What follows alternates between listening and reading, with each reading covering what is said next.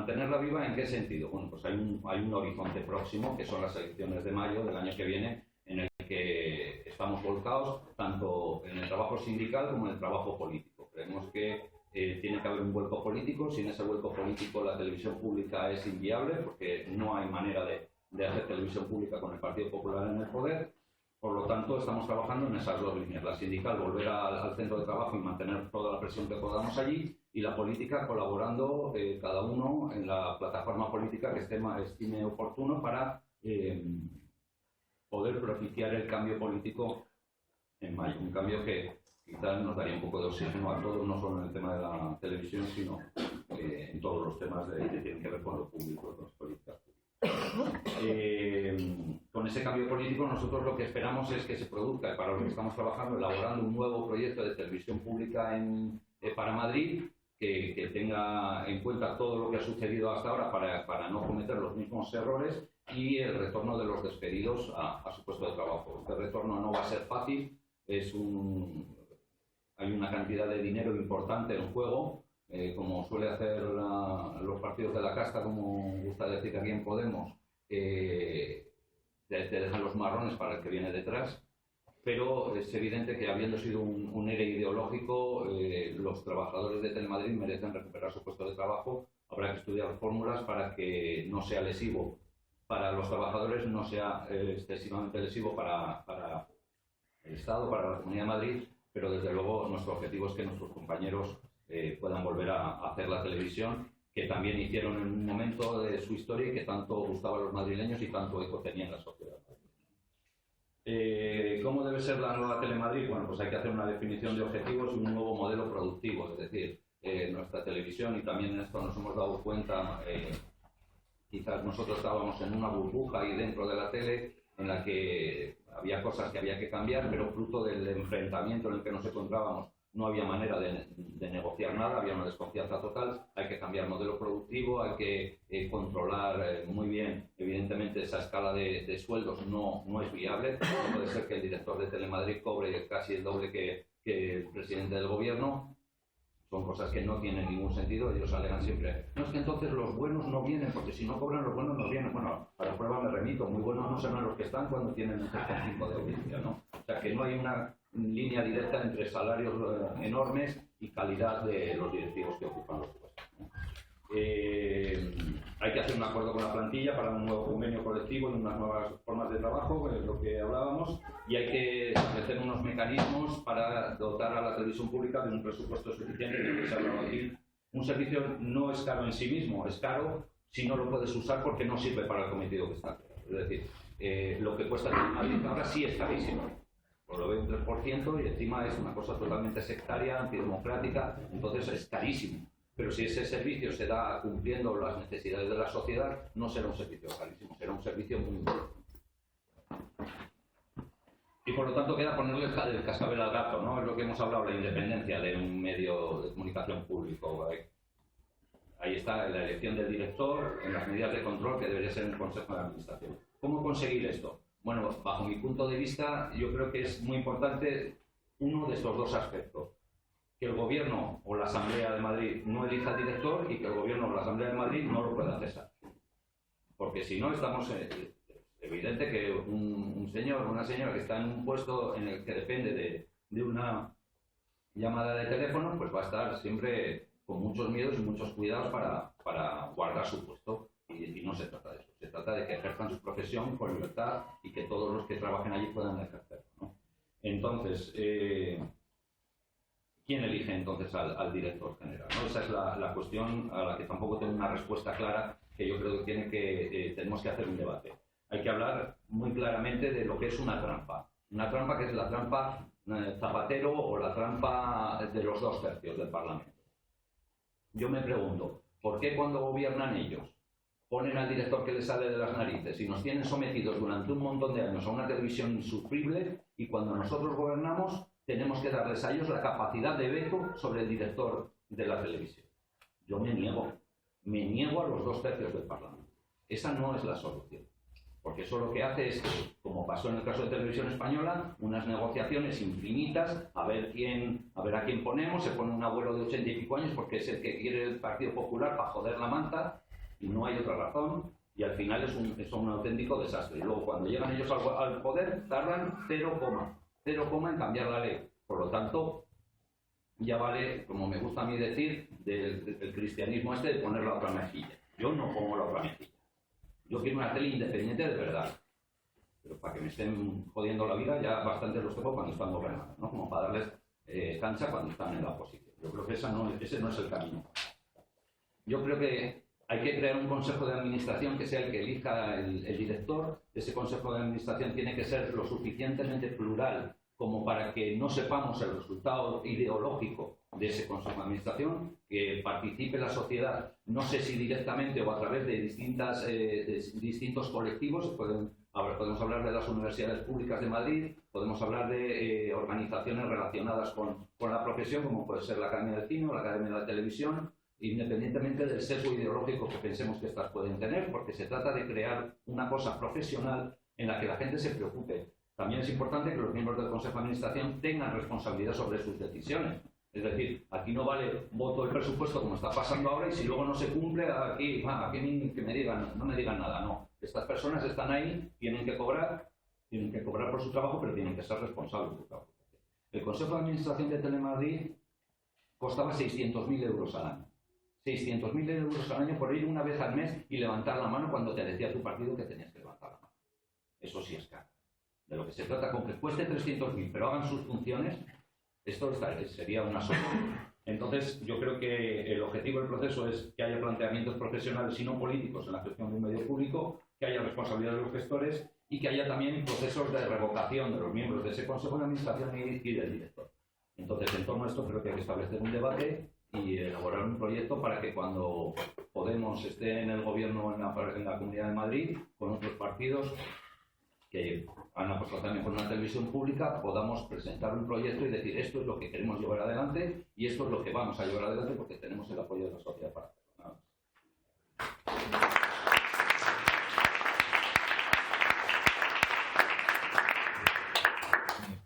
Perdona, un segundito. Compañeros, no sé quiénes estáis metidos en la red de aquí. Estamos intentando emitir en directo a través de internet y es que se me está cortando cada 2 por 3 porque no hay ancho de banda. Simplemente quería decir eso, ¿vale? No sé quién estará, pero bueno, pues entonces se nota muchísimo. Liberar el wifi para que lo vea la gente de sus casas y por otro lado recordar que lo estamos tuiteando, pero sin usar wifi con el hashtag derecho a la información para quien quiera participar. Sí. Es que se está cortando porque no hay.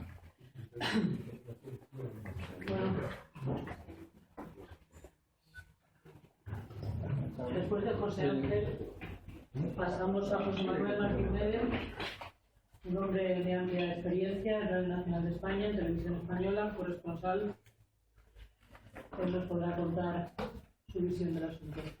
Bueno, a mí en principio lo que me habían pedido era una exposición sobre las reformas que se están haciendo para la democratización de los medios de comunicación en América Latina, reformas de las que tendríamos bastante que aprender.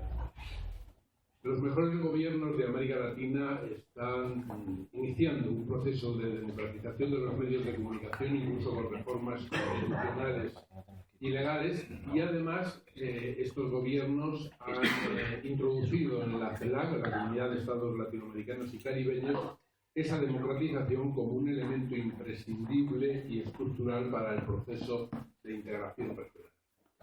Resumiendo las diferencias de lo que ocurre en España y de lo que están desarrollando los mejores gobiernos, insisto, en América Latina, se puede resumir de la siguiente manera.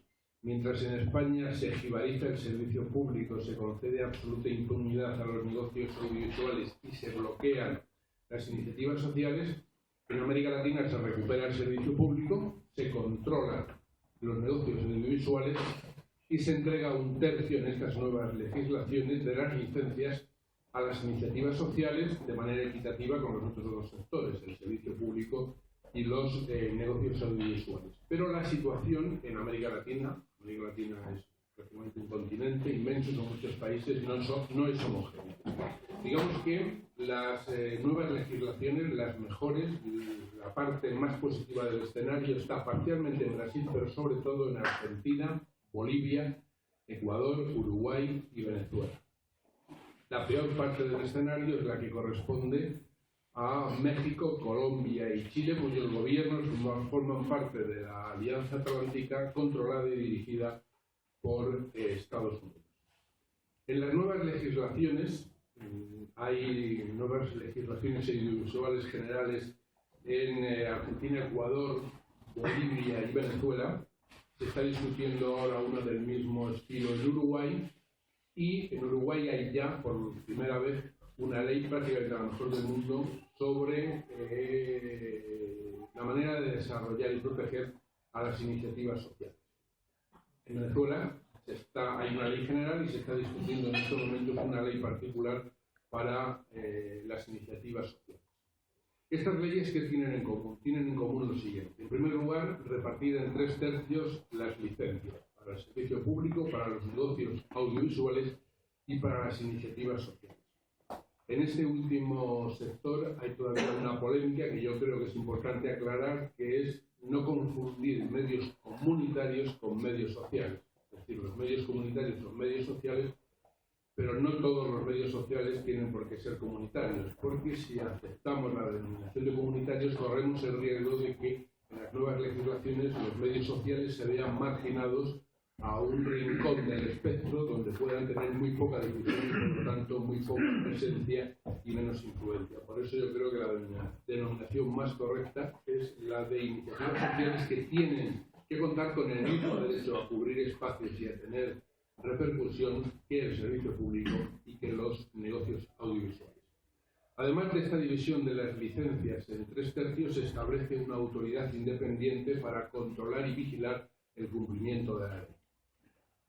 Al mismo tiempo, las leyes imponen una prohibición para que la inversión extranjera pueda controlar los medios de comunicación. En algunos casos, incluso, como en Ecuador, se prohíbe que al interior del país los grandes poderes financieros puedan ser al mismo tiempo dueños de los grandes medios de comunicación. Hay además una modificación muy importante en un aspecto que habitualmente se tiene muy poco en cuenta y que es fundamental a la hora de la financiación, y es que estas legislaciones introducen por primera vez el reparto equitativo de la publicidad del servicio público, es decir, de las campañas de información de los distintos niveles de la administración, y establecen también un reparto, como en el caso de las licencias, en 3/3, de manera que las iniciativas sociales, por ejemplo, puedan tener una vía de financiación a través de un dinero que es público, que está pagado por todos y que no tiene sentido, como sucede en España, que se concentre en la financiación de los grandes medios de comunicación. Las nuevas legislaciones tienen además con distintas intensidades y en distintas maneras una introducción de la presencia por primera vez también del control directo ciudadano a través de consejos asesores o de representaciones directas. El nombramiento de los cargos está canalizado a través de los parlamentos en las direcciones de los entes públicos, y en el caso de las iniciativas sociales hay también programas gubernamentales de apoyo, de promoción, de asesoramiento técnico, de mejoras en las condiciones de financiación y de todo aquello que sirva para hacer posible, no solamente sobre el papel, sino en la realidad, que se desarrollen nuevas iniciativas sociales. En la parte del escenario más negativa, que son México, Chile y Colombia, pero sobre todo México y Colombia, nos encontramos también con algunas paradojas, algunas luces verdes. Es decir, en México hay una tremenda concentración en la propiedad de los medios, tanto en la prensa como en la radio y en la televisión, cosa que sucede de la misma manera en Colombia. La televisión en los dos países es prácticamente un duopolio, pero por ejemplo en México se publican el diario La Jornada y la revista Proceso, que son dos de las mejores publicaciones de América Latina por su calidad y pluralismo. Y en Colombia hay en estos momentos un ingrediente absolutamente novedoso. Al mismo tiempo de que, siendo un desastre el escenario general de los medios de comunicación en Colombia, hay sin embargo una iniciativa del Ayuntamiento de Bogotá que cuenta con un canal público que ya quisiéramos tener en España, el Canal Capital. por primera vez en una negociación entre un grupo insurgente y un gobierno, en Colombia se ha introducido en las condiciones para llegar al acuerdo de paz, cosa que no se hizo en negociaciones similares en El Salvador y en Nicaragua, una democratización de los medios de comunicación que está ya en los preacuerdos que hasta ahora se han ido estableciendo. Y si a alguien le interesa ese tema, le puedo dar el texto de esos preacuerdos, porque lo tengo aquí a vuestra disposición. Decía al principio que el escenario no es homogéneo. México, Colombia y Chile son un desastre. En Centroamérica no hay ninguna iniciativa de democratización de los medios de comunicación. Para la izquierda que gobierna tanto en Nicaragua como en El Salvador es todavía una asignatura pendiente, aunque en El Salvador el gobierno sí estableció hace poco tiempo un canal digital de transparencia informativa que es un primer paso hacia la recuperación más ambiciosa. Se espera que con el nuevo gobierno recientemente asumido también de la izquierda dé el servicio público que no existe. En Centroamérica, ya digo, solamente hay esa esperanza, sobre todo en El Salvador. En el Caribe no hay absolutamente ninguna iniciativa de democratización de los medios de comunicación y los focos más positivos están fundamentalmente en América del Sur.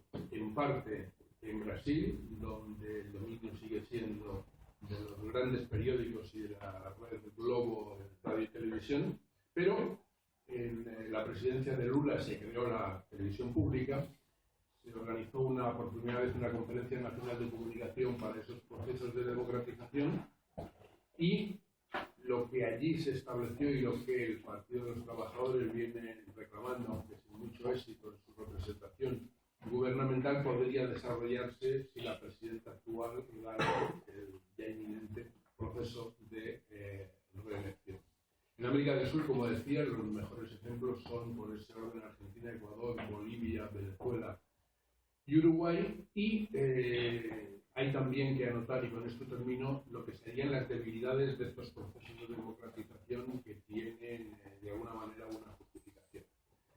En América Latina, en esos 5 países donde se han desarrollado los mejores procesos de democratización de los medios de comunicación, los grandes grupos de comunicación han contestado convirtiéndose en auténticos partidos de oposición, lo cual está generando la tentación en los gobiernos a convertir el servicio público en parte en un servicio gubernamental como defensa propia ante esas agresiones en la confrontación social. Por otra parte, las autoridades independientes todavía no lo son lo suficiente por parte de los gobiernos. La concesión de las licencias sigue siendo una potestad gubernamental en lugar de que fuera una competencia de esas autoridades independientes. Existe también la tentación de influir o de tratar de influir sobre los medios sociales o comunitarios para convertirlos en una especie de prolongación o de complicidad con las políticas informativas gubernamentales. Y sobre todo, lo que no se ha incluido en ninguna legislación, salvo en el preacuerdo en la negociación de la guerrilla con el gobierno en Colombia, es el derecho de acceso, que en España existe, está en la Constitución y en las leyes, pero no se cumple desde que en el año 78 se aprobó la Constitución y en el 80 el primer estatuto de la radio y de la televisión. Es un elemento de ese proceso de democratización que en América Latina todavía está presente. En resumidas cuentas, en estos momentos en América Latina se están desarrollando los procesos de democratización más importantes y ambiciosos en el conjunto de la comunidad internacional.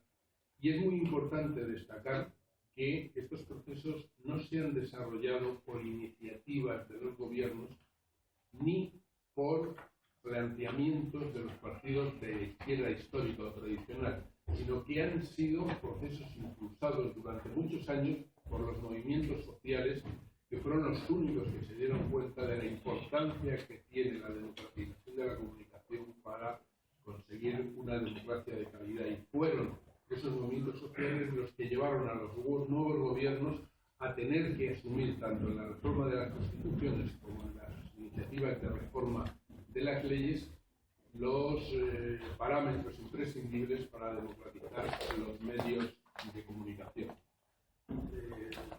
Probablemente en España estas iniciativas de América Latina son menos conocidas de lo que sería sería necesario y con toda seguridad estaría muy bien que aquí adoptáramos, adaptándolas, las mejores reformas de las que los mejores gobiernos de América Latina están llevando a cabo en nuestro país.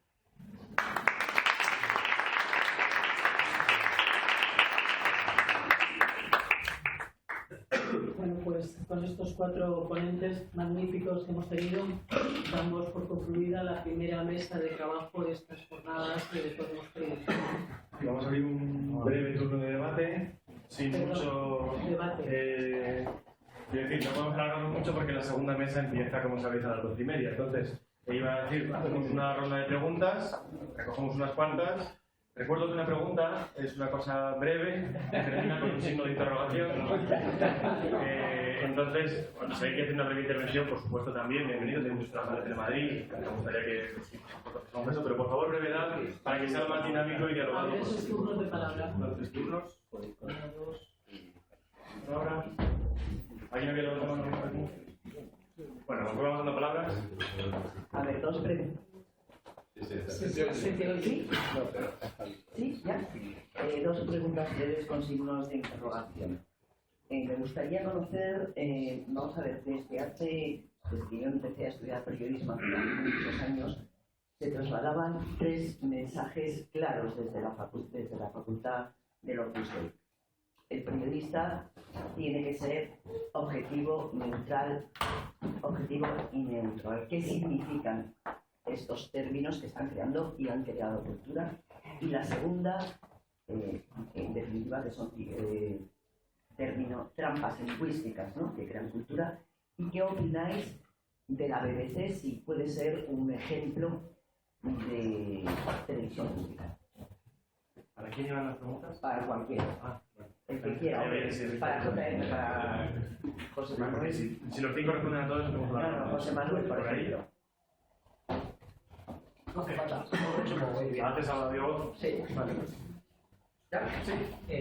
Mi pregunta es si existe riesgo real que pueda desaparecer Radio Televisión Española como ha pasado con la televisión pública IVA. Eso es una pregunta.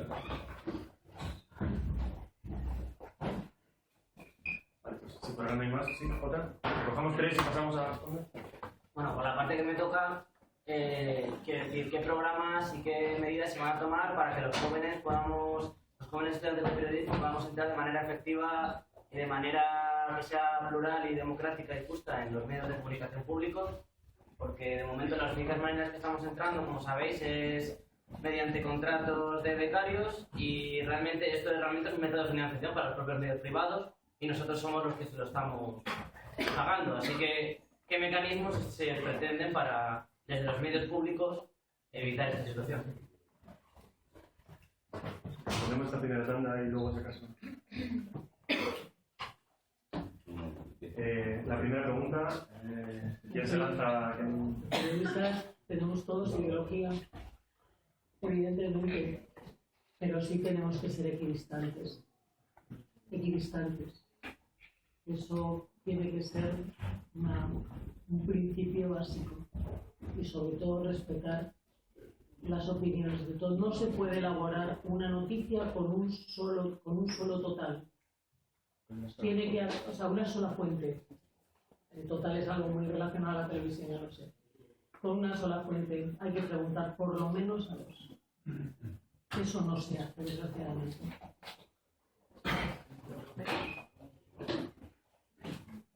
Sí, respuestas muy concretas y muy rápidas. La objetividad no existe. Lo que puede existir es la honestidad, es decir, el trabajo en función de una actitud profesional que contraste las fuentes y que respete el pluralismo. Pero yo creo que lo fundamental es que esto solamente se puede garantizar con 2 ingredientes, que es la convivencia de los distintos medios para que haya un pluralismo de mensajes y la gente pueda comparar y por lo tanto elegir con un criterio previamente formado, y para eso hay que alfabetizar medios de comunicación. Y segundo, la alianza entre los profesionales y los ciudadanos. Es decir, en el sindicato de periodistas decimos que la precarización de los profesionales es la desinformación de los ciudadanos. Teniendo distintos medios para comparar y una formación en los ciudadanos para poder, a través esa comparación. Es decir, habrá una presión para que la calidad aumente y para que los medios tengan que respetar la libertad y la autonomía de los profesionales, que es la forma en que se puede gestionar esa necesidad. Y en segundo lugar, a mí el modelo de la BBC es un modelo que no me disgusta, pero el que me parece mejor es el modelo de la radiotelevisión pública alemana, tanto por su doble estructura federal como territorial y por la experiencia que hasta ahora se ha desarrollado de ser prácticamente la única radiotelevisión pública europea que tiene lo que resulta fundamental para un servicio público de estas características, que es la total confianza de los ciudadanos, que pagan una barbaridad, aproximadamente en comparación con 4 veces lo que cuesta la radiotelevisión pública en España, cuesta en Alemania, y sin embargo los ciudadanos, como confían en ella, como reconocen la calidad de su información, como se fían, pagan y la respetan. Perdona, y la última pregunta fundamental, es decir, así como sindicalmente hay que pelear por abolir de los becarios, la forma de explotar laboralmente a los trabajadores y de reducir las plantillas en términos formales para multiplicar la precarización, lo que hay que establecer son 2 cosas. Una, plantilla suficiente, es decir, en la radiotelevisión pública el coste de las plantillas es aproximadamente del 25%. El 75% se gasta en producción y la mayor parte, más de la mitad, en contrataciones ajenas que no son necesarias. Y las radiotelevisiones públicas tienen que tener una financiación estable y suficiente, una plantilla razonable y una plantilla a la que se le ponga a trabajar. Y por lo tanto, esa plantilla deberá ser más amplia que la que hay ahora, sin exageraciones y sin distorsión en las retribuciones. Y por lo tanto, a eso hay que añadir, lógicamente, el establecimiento de criterios de selección claros y transparentes para, mediante oposiciones, entrar a formar parte de las plantillas. Pero además, a los licenciados en ciencias de la información, y con esto termine, hay que abrirles un campo que está abandonado o olvidado, iba a decir, no, que nunca se ha creado, que es el de la alfabetización de los medios de comunicación. Es decir, si esa alfabetización se estableciera desde la escuela, pasando por el instituto hasta la universidad, habría ciudadanos mucho mejor formados para que los medios no los utilicen, sino para que nosotros utilicemos a los medios en el control del poder, y al mismo tiempo se crearían una inmensa cantidad de puestos de trabajo que serían de una gran rentabilidad social para el conjunto. Nos dice un espectador desde Francia que si podéis llegaros más el micrófono, porque en el streaming por lo visto el audio no llega. Un momentito, quería decirle al joven este que pregunta, a nosotros nos han echado de Telemadrid teniendo unas oposiciones hechas porque el Tribunal Supremo dictaminó que lo nuestro no eran oposiciones, que simplemente eran criterios valorativos de entrada a un trabajo. Claro, hijo, con esas circunstancias, ahora mismo en Telemadrid está trabajando el hijo del expresidente del Senado, el hermano del vicepresidente segundo del Congreso de los Diputados, hijos de diputados del Partido Popular. Vamos, el nepotismo más absoluto, porque ya, según el Tribunal Supremo, lo nuestro no eran oposiciones, las oposiciones son las de ellos. Yo quería decir una cosa, al hilo de todo lo que se plantea la pregunta, porque encierra muchísimas cosas. No se puede hablar de objetividad, neutralidad, en fin, como si el reino del periodismo fuera de otro mundo. El reino del periodismo es el reino del trabajador que todos los días va a una redacción y se somete a unas normas de funcionamiento. Hay que contemplar la condición laboral del periodista para enterarse realmente qué es lo que está pasando. Si no, no lo comprenderemos nunca, porque diremos, este chaval es que hace mala información. ¿O por qué no han hecho esto? ¿Es que el periodista no ha querido hacerlo? No, nada que ver con eso. Esto es una maquinaria que publica información. Y la maquinaria está al servicio de alguien. Y ese alguien la controla todos los días diciendo lo que sale y lo que no sale. Cuánto tiempo tiene y cuándo no. El periodista cuando llega jovencito, cuando llega a la redacción por primera vez en su vida, lo primero que sufre es una gran aterrizaje duro en lo que realmente es el trabajo. Primero decir que no sale todo lo que hay en la información, solo sale lo que un reducido número de personas decide que salga. Y eso hay que tenerlo muy claro. Después, Otra cosa importante, el periodista come como cualquier trabajador. Yo os diré que en las mejores empresas de este país, en torno al 40 y hasta el 50% de su salario no es de convenio, sino de fuera de convenio. ¿Vale? Si te portas bien, te lo doy. Si no te portas bien, te lo doy. Y eso pasa en todos los medios, en públicos y privados. Más allá de eso hay, como en todas las empresas, el neoesclavismo, que lo podemos situar en diferentes niveles, como pasa en todo el país y que cada vez es más profundo. El neoesclavo es el que llega y por un salario miserable trabaja las horas que sean necesarias y está cuando le digan. Y además dice lo que quiere que diga. Y nada más, minuto y resultado, les suele decir. Eso es hace muchos años, en los medios, hace muchos años. Luego, por eso yo decía que para cambiar esto hay que cambiar antes la condición laboral. Para ser libre y ciudadano hay que tener unas condiciones económicas mínimas, si no uno no es libre, es esclavo. Y los periodistas son esclavos.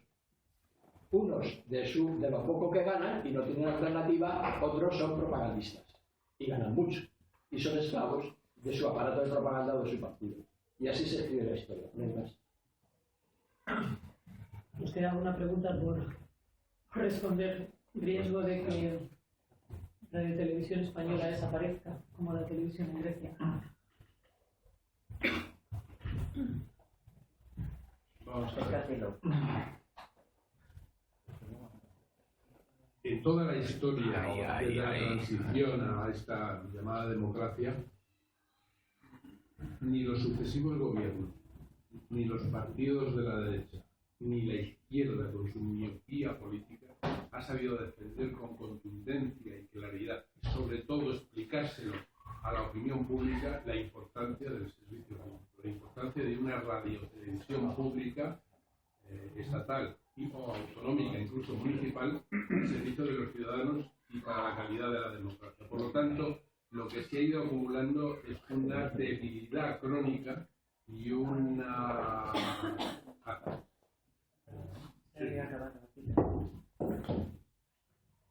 Aquí que se me había acabado la pila.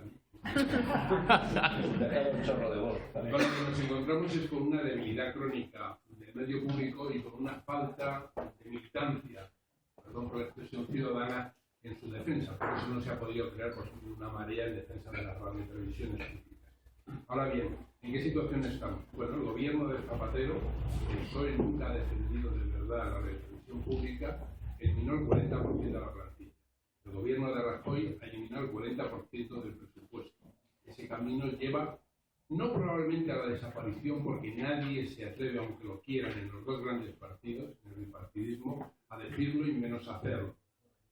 Pero sí a un modelo como el estadounidense, donde la radiotelevisión pública sea un bonsái, una cajita de bombones, que haga de vez en cuando muy buenas informaciones, pero que no tenga difusión, que no tenga penetración y que no tenga influencia. Ese puede ser el modelo al que estamos abocados y para el que falta un cuarto de hora, teniendo en cuenta que la radiotelevisión pública tiene dos elementos que hipotecan su futuro tremendos. Uno, que solamente son consumidores de esa radiotelevisión pública los ciudadanos de más de 45 años. Y en segundo lugar, que no hay una conciencia ciudadana de defenderla y por lo tanto se sucumbe con gran facilidad por gran parte de la opinión pública ante el argumento de que la radiotelevisión pública es cara y no es necesaria. Solamente un dato.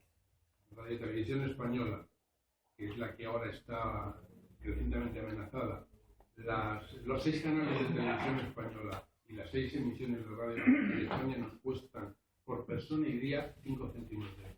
Porque si ese es un servicio público fundamental para la democracia caro, veremos desaparecer en lo que entendemos como servicio público la radiotelevisión. ¿Alguna pregunta más?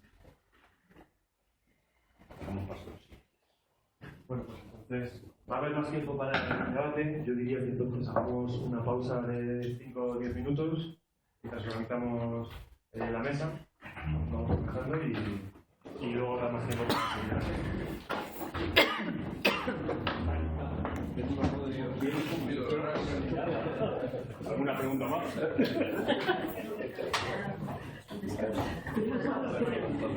Piensa que los directos son a veces a base de chillidos en la calle.